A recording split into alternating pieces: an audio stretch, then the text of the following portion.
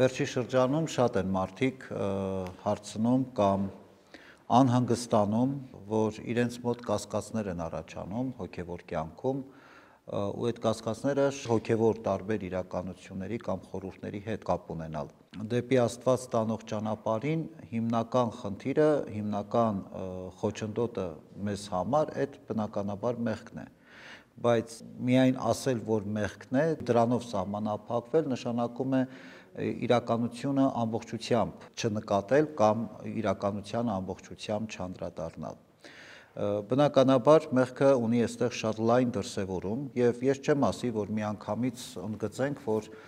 կասկածը դա մեղք է հոգեվոր կյանքում, որովհետեւ ինքը կարող է այդ կասկածը դրսևորվել այնպես, որ դու կարողանաս բացահայտումներ անել արդյունքում եւ կարող է նաեւ հակառակը լինել, այսինքն այդ կասկածի արդյունքում առհասարակ մերժես հոգեվոր արժեքները, մերժես այն հոգեվոր իրողությունները, որոնք որ քեզ առաջնորդում են դեպի փրկություն։ Բայց մենք բոլորս էլ մեր կյանքի ընթացքում աշխատում ենք ամեն բան անել, որ բացահայտենք Աստծուն։ Սակայն շատ հստակ մեզ համար ընդգծենք, որ Աստված ավելի շատ է ուզում մեզ գտնի, քան թե մենք փնտրում ենք Աստծուն, որովհետև Աստված միշտ մեզ սպասում է, Աստված միշտ պատրաստ է մեզ ընդունելու եւ Աստված միշտ պատրաստ է մեզ տալու հնարավորություն։ Մենք է որ շատ հաճախ հապաղում ենք, ավելի շատ հակառակ ուղղությամբ գնում։ Մեր Աստծուն փնտրելը ճիշտ կլինի ձևակերպել հետեւյալ կերպ, որ մենք ուզում ենք Աստծուն ճանաչել, բայց այնպես որ երբ որ մենք գնում ենք դեպի Աստված, բացահայտում ենք Աստծուն, հանկարծ այդ իրողությունը մեզ չկաշկանդի, այլ մեզ ավելի շատ ազատություն տա, ավելի շատ մենք կարողանանք ապրել կյանքի այս ուրախությունը, ունենալ, կյանքի նպատակներ եւ առհասարակ տեր լինել մեր կյանքին։ Այսինքն մենք ուզում ենք, որ Աստված լինի մեր կյանքում, բայց մեզ չխանգարի, որ մենք ապրենք, որովհետև մեզ համար ապրել ասելով մենք նկատի ունենք վայելել կյանքը, անել ինչ որ ուզում ես կամ ինչպես որ կստացվի քո կյանքի ընթացքում որոշումներ կայացնել։ Իհարկե վատ բան չի, երբ որ մարդը ուզում է իր կյանքի տերը լինել։ Նայած թե մենք դա ասելով ինչ նկատի ունենք, եթե մենք ուզում ենք Աստծո հետ քայլել եւ միշտ Աստծուն մեր կյանքում պահել, իհարկե շատ բնական է եւ շատ նորմալ է, եւ որ մենք որոշումներ ենք կայացնում, մենք մեր կյանքի տերն ենք եւ պատասխանատվություն ենք կրում մեր բոլոր որոշումների համար։ Այլապես եթե Աստված չկա այս ճանապարհին, մեր կյանքը կառուցելու ճանապարհին, եթե Աստված չկա, բնականաբար այստեղ մենք կարող ենք շատ ու շատ փորձությունների ու դժվարությունների առաջ կանգնենք հոգեվոր իմաստով։ Ծննդոց գրքում առաջին էջերից մեզ հայտնի պատմությունը, երբ որ օձը խաբեց Եվային։ Եվան տրվեց չարի գայթակղությանը եւ բնականաբար մեղք գործեց։ Եվ այստեղ չարի խորամանկությունը այն էր, որ ստիպեց կնոջը Եվային կասկածել Աստծո պատվիրանների ճշմարտացիության վրա։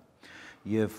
չէ ասեց, որ արդյոք ճիշտ է, որ Աստված ասել է բոլոր ծառերի պտուղներից չպիտի ուտեք։ Հայտնի է, որ Աստված նման պատգամ չէր տվել, բայց օձը շատ խորամանկ կերպով իր հարցը ձևակերպեց եւ օձը շատ լավ գիտեր, որ Աստված այդպիսի պատվիրան չէր տվել։ Աստված ասել էր կուտեք բոլոր ծառերի պտուղներից բացի մեկից, բայց չէր ասել, որ ընդհանրապես որևէ ծառի պտուղից չուտեք, ինչպես որ օձն է իր հարցը ձևակերպում խորամանկ կերպով։ Սա նման է նրան, որ երբ որ մայրը երեխային արգելում է իր ամենասիրած խաղալիքով խաղա։ Օձը այս խորամանկությունը բանեցրեց Եվայի հետ իր երկխոսության ժամանակ։ Ակնհայտ է Եվան սկսեց մտածել, որ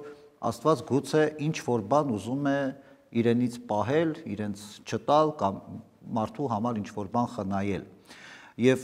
դրա համար Եվան նաև պատասխանում է ասելով, որ այգու ծառերի պտուղներից կարող ենք ուտել, բայց մեջտեղի ծառի պտուղից Աստված մեզ ասեց դրանից չուտեք, որովհետև երբ որ ուտեք կմեռնեք։ Բայց Եվան բնականաբար այստեղ ընկավ մոլորության մեջ, ինչպես ես արդեն ընդգծեցի, որ Ադամին ու Եվային Աստված թույլ էր տվել բոլոր ծառերի պտուղներից ուտել, բացի այդ մեկից։ Եվ Եվան ասեց, որ կարող ենք ուտել դրախտի բոլոր ծառերի պտուղներից, միաժամանակ նաև կասկածելով Աստծո առատաձեռնության վրա։ Եվ երկրորդ հարցը, որ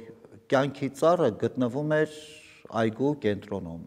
ինչպես որ արգելված պտուղը, չարի եւ բարու գիտության ծառը, այնպես էլ կենաց ծառը գտնվում էր դրախտի մեջտեղում եւ գտնվում էր այդ արգելված ծառի կողքին։ եւ ոչ միայն Եվան, Եվայի օրինակով մենք էլ շատ հաճախ այդ նույն իրականության առաջ ենք կանգնում։ Եվան տեսավ մենակ արգելված ծառը, կողքի կյանքի ծառը Եվան չտեսավ կամ չնկատեց։ Նա անտեսեց այն պարզ իրողությունը, որ Աստված իր զավակների մարդկանց համար նախատեսել էր ոչ թե արգելքներ, այլ նախատեսել էր կյանք։ Եվ կենաց ծառը հենց դրա վկայությունն էր։ Երբ որ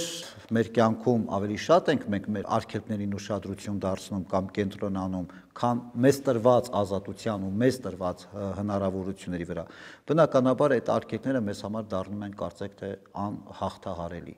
Այդպես է մեր կյանքում, չէ՞, այսօր յուրաքանչյուրս էլ ունենք որոշակի սահմաններ, որ գիտենք սա չի կարելի անել, եւ ունենք նաեւ հնարավորություններ, ունենք ազատություն ինչ որ բան անելու։ Երբ որ մենք ավելի շատ կենտրոնանում ենք, վայ, այս ինչ դժբախտ եմ ես, որ այսքան արգելքներ կան իմ առաջ դրված, այս չեմ կարող, այն մյուսը չեմ կարող, այնքան այդ խնդիրը ավելի մեծանում է, բայց մենք մոռանում ենք, որ դրա կողքին էլ կան շատ ու շատ հնարավորություններ մեզ տրված, որոնք որ մենք պարտավոր ենք անելու, եւ փոխարենը մենք ավելի շատ այդ մեր պարտականությունների, մեր անելիքների վրա կենտրոնանալ, մենք ավելի շատ դարձ ենք անում, թե ինչի այսինչ կամ այնինչ բանը մեզ համար արգելված է։ Արդյունքում մենք այսպես սա շարունակվում է մեր այս սխալ ընթացքը ու մենք արդյունքում սկսում ենք ձևավորել կանոնների մի հավաքածու, որի պայմաններում մարդկանց մեր հարաբերությունները, առհասարակ մեր կյանքի ընթացքը մեզ ուրախություն այլևս չի պատճառում։ Երբ որ օրենքի տառը սկսում է խեղդել մեզ, օրենքը ավելի շատ մենք դիտարկում ենք, որ կոչված է կամ մեզ տրված է արգելքներ սահմանելու եւ ոչ թե մեզ տրված հնարավորություն է մեր կյանքը դեպի փրկություն առաջնորդելու։ Նախ ընդգծենք, որ օձը հաջողեց բնականաբար, գիտեք այդ պատմությունը բոլորդ էլ, եւ Եվան տեսա, որ պտուղը հաճելի է, ակնահաճո է եւ կերավ արգելված պտուղից։ Եվան չէր կարող մտածել կամ չէր կարող հաստատել, որ Աստված իրեն շատ բան է տվել, շատ լավ Եվան այդ մասին շատ լավ գիտեր, բայց օձը նրան ստիպեց ավելի շատ մտածելու այն արգելված պտուղի մասին, որը ավելի լավը թված, քան այն ամբողջ բարությունը, որ Աստված մարդուն տվել էր։ Ինչ վերաբերում է Ադամին, Ադամը ինչ արեց։ Ադամը չխաբվեց։ Ադամը ընտրություն կատարեց, Ադամի սխալը մեկ տեղում էր, որ Ադամը տեսավ, որ Եվան կերավ արգելված պտղից, խախտեց Աստծո պատվիրանը, եւ Ադամը վստահ չէր, որ Աստծո ներողամտությունը, Աստծո բարությունը կբավականացնի Եվային ներելու համար։ Եվայի այդ ստեղծած քաոսը ինչպես պիտի շտկվեր։ Ադամը չտեսավ այդ ճանապարհը, Ադամը չպատկերացրեց, որ Աստված կարող է դա անել, որովհետեւ մինչ այդ Ադամին ծանոթ չէր Աստծո ողորմության չափը։ Եվ մինչ այդ պահը Ադամի եւ Եվայի պարագային չէր եղել այնպիսի մի իրականություն, որ իրանք Աստծո ողորմության կարիքն են ունեցել։ Սա առաջի դեպքն էր։ Մինչև այդ իրենք չէին մեղանչել կամ սխալ չէին գործել, որ մի հատ էլ հասկանային, թե Աստված ինչքանով իրանց պատրաստ էր ներելու կամ ոչ։ Ուստի ինչ արեց Ադամը։ Ադամը նախընտրեց իր կնոջ ստեղծած խնդիրը կամ այդ քաոսը լուծել, միանալով Եվայի նրա մեղքի մեջ։ Եվան կասկածեց, որ գուցե Աստված այդքան էլ բարի չէ, եւ այդ կասկածը չարը դրեց Եվայի սրտում։ Իսկ Ադամը կասկածեց, թե արդյոք Աստծո բարությունը կբավականացնի, որպեսզի իրենց ների Աստված։ Այս իրողությունը մեր կյանքում դարավ նաեւ օրինակ հետագա մարդկության կյանքում։ Այլ կերպ ասած, մեր կասկածները Աստծո հանդեպ սկսվեցին այն ժամանակ, երբ որ Եվան որոշեց, որ Աստված ինչ որ բարիք թաքցնում է մարդկանցից, այս դեպքում իրենից, եւ քայլեր ձեռնարկեց, որպեսզի իր բարեկեցությունը ապահովի, իսկ Ադամը, որպեսզի չկորցնի իր կնոջը, զիջեց եւ չնկատեց Աստծուն եւ չնկատեց Աստծո բարությունը։ Մեզանից յուրաքանչյուրն էլ այսօր, յուրաքանչյուր մարդ, երբ որ մենք ասում ենք ամեն մարդ ծնվում է ադամական մեղքով, այդ ժառանգաբար մենք ստանում ենք այդ կասկած Աստծո բարության։ Արդյոք Աստված այդքան բարի է, որ մեզ պատրաստ է եւ ներելու եւ լավագույնը մեզ տալու։ Աստծուն փնտրելու ճանապարհին, Աստծուն գտնելու ճանապարհին շատ կարեւոր է, որ մենք հասկանանք մի պարզ ճշմարտություն։ Երբեք չի կարելի կասկածել Աստծո բարության վրա։ Երբ որ մենք հոգեվոր մեր կյանքի ընթացքում վստահ ենք, որ Աստծո բարությունը անսահման է, այն ժամանակ մեր հոգևոր կյանքի ընթացքը շատ ավելի սահուն ու շատ ավելի հարթ պիտի եւ փորձություններից, անկախ փորձությունից ու դժվարությունից շատ ավելի ստացված կլինի։ Բայց մենք բոլորս արդեն ծնվում ենք կասկածով եւ առաջին, երեխան չէ, ծնվում է եւ առաջին ճիճը կարծեք թե հենց դա է երեխայի նշանակում։ Ես ուր եմ գալիս։ Արդյոք կգտնվեն իմ շուրջը մարդիկ, որ ինձ համար հոգ կտանեն, որ ինձ անհրաժեշտը կտան, որ ինձ կսիրեն, կպահպանեն, կգուրգուրեն եւ այլն։ Բոլորս էլ այս մտահոգությունը ուղղակի կամ անուղղակի կերպով արտահայտում ենք։ Եվ երեխան բնականաբար բոլոր դեպքերում, չէ, ուզում է ապացույցներ, որ այն միջավայրում, որ ինքը գտնվում է, արդյոք այդ միջավայրում իր փորը կուշտ կլինի, հագուստը տեղը կլինի, պայմանները բավարար կլինեն, որպեսզի ինքը հանգիստ ու խաղաղ ապրի։ Հետևաբար յուրաքանչյուր երեխա ծննդյան պահից էլ ճանաչում է վախը, հենց այս վախն է, արդյոք իր հետ ամեն ինչ նորմալ ու հանդարտ կլինի։ Եվ որքան երեխաները մեծանում են, մենք ինչքան որ մեծանում ենք մեր կյանքի ընթացքում, այնքան մեր բարեկեցությունը, մեր հարմարավետությունը մեզ համար դառնում է գերխնդիր ու մենք անընդհատ այդ վախերով ապրում ենք, եթե իհարկե չենք գիտակցում ու չենք հասկանում, որ բոլոր դեպքերում Աստված միշտ մեր Տերն է եւ Աստված միշտ պատրաստ է մեզ առաջնորդելու, մեզ համար հոգ տանելու։ Մեր անկյալ բնության, մարդկային անկյալ բնության հիմքում հենց ընկած է այս մեծ խնդիրը կասկած Աստծո բարության հանդեպ։ Եվ ինչը մեզանում ծնում է վախ, այս աշխարհում մենակ չմնալու եւ նաեւ զայրույթ, որ Աստված կարար ավելին աներ մեզ համար, բայց չի անում։ Շատ հաճախ մենք այսպես ենք վարվում, որովհետև ինչ է ստացվում։ Մեզ թվում է, երբ որ մենք ասում ենք, որ Աստված բարի է, Աստված բարեգութ է, հետո կյանքում հանդիպում ենք փորձությունների ու դժվարությունների, խնդրում ենք Աստծուն, որ Տեր Աստված մեզ օգնի, մեզ զորացրու, մեզ պահպանի, ու հետո մեր աղոթքներին իբրև պատասխան հանդիպում ենք Աստծո լռությանը, մենք սկսում ենք զայրանալ, սկսում ենք հուսահատվել։ Բայց եթե մենք պիտի այսպես դաժան կյանք ունենանք, ինչի մեզ այս կյանքը տվեցիր, Տեր Աստված։ Եթե մեզ չպիտի պաշտպանես ու առաջնորդես, ինչի այս աշխարհ բերեցիր մեզ։ Շատ հաճախ ցավոք սրտի մենք լսում ենք մարդկային կյանքում այս ձևակերպումները։ Իսկ հետո մեր զայրույթին ավելանում է հուսահատությունը եւ մենք այլևս որևէ ճանապարհ չենք տեսնում մեր հոգեվոր կյանքի ընթացքում։ Ինչքան էլ մարդը վախեր ունի, ինչքան էլ մարդը զայրացած լինի, նեղված լինի, խռոված լինի, միևնույն է, մարդը երբևէ չի դադարում իր կյանքի ընթացքում հարցեր տալու։ Նաեւ շատ հաճախ մենք Աստծուն հարցեր ենք տալիս, շատ լավ իմանալով, որ գուցե այդ հարցերի պատասխան Աստված չի տալիս։ Ու մեկը մենք էլի շարունակում ենք հարցեր տալ։ Հիմա այդ հարցերին պատասխան մենք ստանում ենք թե ոչ, դա հարցի մի կողմն է, բայց մեր ամենամեծ խնդիրը հենց հարցեր տալն է։ Կարծեք թե այդ հարցերը դարել են ինքնանպատակ, որովհետև փոխարենը մենք գտնելու հնարավորություններ կյանքի տարբեր փորձությունների ու դժվարությունների մեջ ինքներս առաջնորդվելու այն պատվիրաններով ու պատգամներով, որ Աստված մեզ տվել է, մենք սկսում ենք անընդհատ հարցեր տալ, որովհետև չենք ուզում գործողությունների գնալ, չենք ուզում պարզապես ապրել, չենք ուզում որոշումներ կայացնել։ Ու մեզ ամենահեշտ բանը հարցեր տալ ու պատասխանը չստանալ, հետո արդյունքում ասել, դե հարցերը տվեցի, փորձեցի, պատասխան չեղավ ու մի տեսակ այսպես անտարբեր մեր կյանքը առաջնորդել։ Շատ հաճախ մեր այս հարցերը ծնվում են ոչ թե պատասխան ստանալու ակնկալիքով, այլ ավելի շատ դրա մեջ մեր զայրույթը, մեր բողոքն ենք արտահայտում։ Աստված հեռու պահի, բայց երբ որ ընտանիքը հարազատ է կորցրել կամ մեծ փորձության ու դժվարության է հանդիպել, մարդիկ հարցեր են տալիս շատ լավ իմանալով այդ հարցի անիմաստ լինելը, կամ որ այդ հարցին որևէ մեկը չի կարող պատասխանի։ Բայց այդ հարցերի մեջ իրենց զայրույթ, իրենց բողոքն են արտահայտում։ Փոխարենը մենք այդ Աստված վախությունը ունենանք, որ մենք երբեմն կարող ենք դրսևորել, հա, այդ մեր հանդգնությունը, Աստծուն ինչ-որ բան, Աստծուն ինչ-որ հարցում մեղադրելու կամ բողոքելու։ Մեզ թվում է, շատ հաճախ մեզ թվում է, թե այդ հանդգնությունը ավելի շատ նախանձախնդրություն է մեր հոգևոր կյանքի եւ հոգևոր աճի նկատմամբ եւ Աստծո նկատմամբ։ Երբ որ Եվան խաբվեց, նրա ներսում ինչ-որ բան փոխվեց,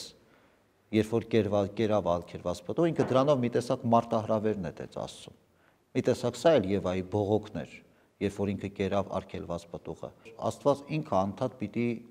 ապացուցի, որ ինքը մեզ սիրում է։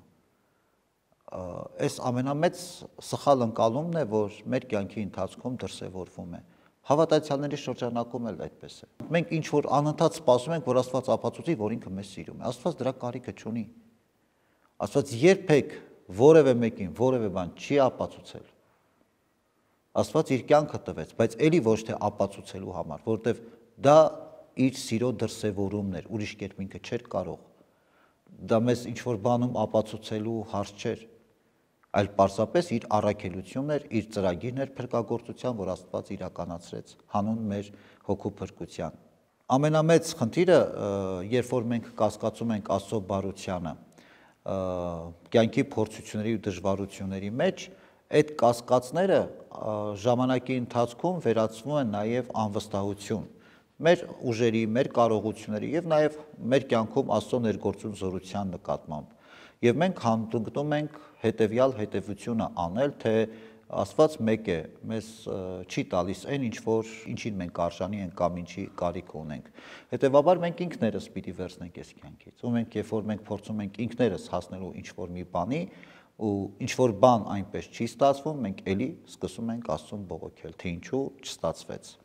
Մինչև այն պահը, երբ որ մենք իրականում մեր կյանքում չենք տեսնում Քրիստոսին, շարունակում ենք մեր եսի պահանջները դնել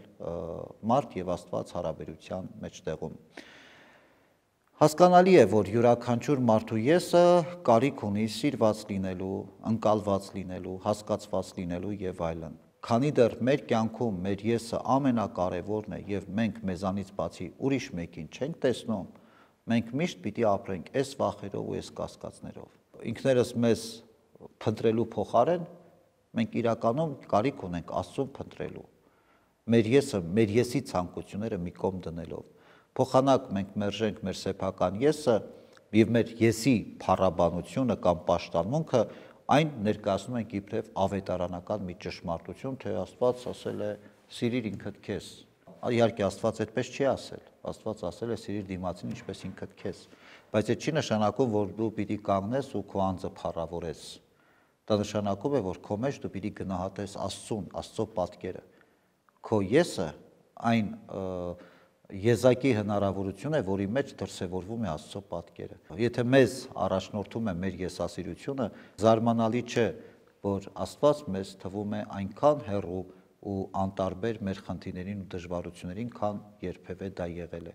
Եվ որքան լավ ենք մենք ճանաչում մեր մեղավոր բնությունը, մեր սխալ ընթացքը, մեր թերությունները, մեր անկարողությունը, մենք այնքան լավ ենք հասկանում, թե Աստված ինչու թույլ չի տալիս, որ մենք իրեն գտնենք, որովհետև այդ մեղավոր պատկերացումներով եւ սխալ պատկերացումներով Աստծուն մենք երբևէ չենք կարող լիարժեքորեն բացահայտել։ Ինչպես որ դրախտում Աստված ինչ արեց, երբ որ կերան արգելված պտղից, մարդկանց դուրս հանեց, որ կյանքի ծառի պտղից չուտեն։ Ինչի, որովհետև եթե մարդ այդ մեղավոր իրավիճակում հավիտենապես ապրեր, պատկերացրեք այդ մարդու կյանքը ինչի պիտի վերածվեր։ Մեզ դրախտից հանելով Աստված մեզ տվեց հնարավորություն կյանքի ծառին նորից մոտենալու։ Այս անգամ արդեն մեր անձը, մեր եսասիրությունը մի կողմ դնելով եւ Աստծուն փնտրելով։ Մենք շատ սխալ պատկերացում ունենք հոգևոր այս խորհուրդների վերաբերյալ ու ուզում ենք Աստծուն անպայման գտնենք։ Ինչի? Որտեվ էլի Աստված մեզ պետք է։ Որտեվ մեզ պետք է առողջություն, մեզ պետք է փող, մեզ պետք է այս կամ այն բանը։ Էլի այն ինչ որ մեր եսին է անհրաժեշտ։ Բայց մենք Աստծուն պիտի փնտրենք հանուն Աստծո, ոչ թե հանուն մեր եսի։ Ու դրա համար Աստված շատ հաճախ թույլ չի տալիս մենք իրեն գտնենք, որտեվ երբ որ իրեն գտնենք, մենք չգիտենք հետո այդ իրոքության հետ ինչպես ենք վարվելու։ Արդյոք մենք ավելի մեծ գայթակղության մեջ չենք հայտնվելու։ Հետևաբար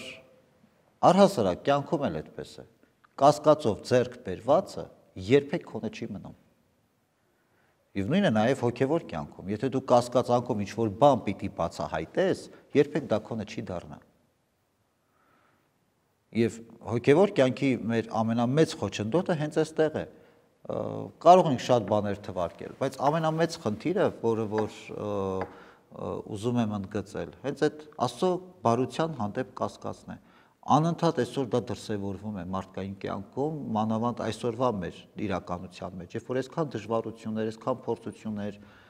ու անընդհատ մարդիկ բողոքում են, թե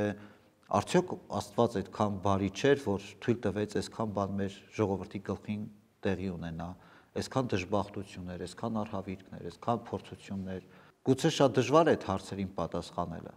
բայց ես գիտեմ մի պարզ ճշմարտություն, որը ինձ համար գուցե համոզիչ է, դիմացինի համար միշտ չի, որ համոզիչ է, բայց ես գիտեմ մի բան, որ այն ինչ որ Աստված մեզ տվել էր, մենք դա չգնահատեցինք, ու այսօր բողոքում ենք, որ Աստված ինչի մեզ չի տալիս ավելին։ Այն իր տվածը մենք չպահեցինք եւ չգնահատեցինք, ու արդյունքում այսօր մենք մտածում ենք, թե Աստված ինչքան ժլատ գտնվեց մեր հանդեպ եւ չէ որ մեր ազգը առաջի քրիստոնյա ազգն է, մենք այսքան հավատում ենք, ինչքան էինք հավատում։ Բոլորից ինձանից սկսած մենք եկեք անկեղծ լինենք, ինչքան ենք մենք հավատում։ Կամ մենք հավատում ենք ինչի համար, որ հետո ասենք Տեր Աստված, ես քեզ հավատում էի, բայց դու այս բանը ինձ չտվեցիր, ասենք այդ հավատքը ինչ էր, Աստծուն երեսով տալու մի միջոց, թե մեր փրկության համար մի հնարավորություն։ Ինչ որ բան Աստծուց պահանջելուց առաջ խնդիր ունենք մենք մեզանից պահանջելու։ Ու մենք դա թողել ենք, ելի այդ պատասխանատվության հարցն է մեջտեղ գալիս։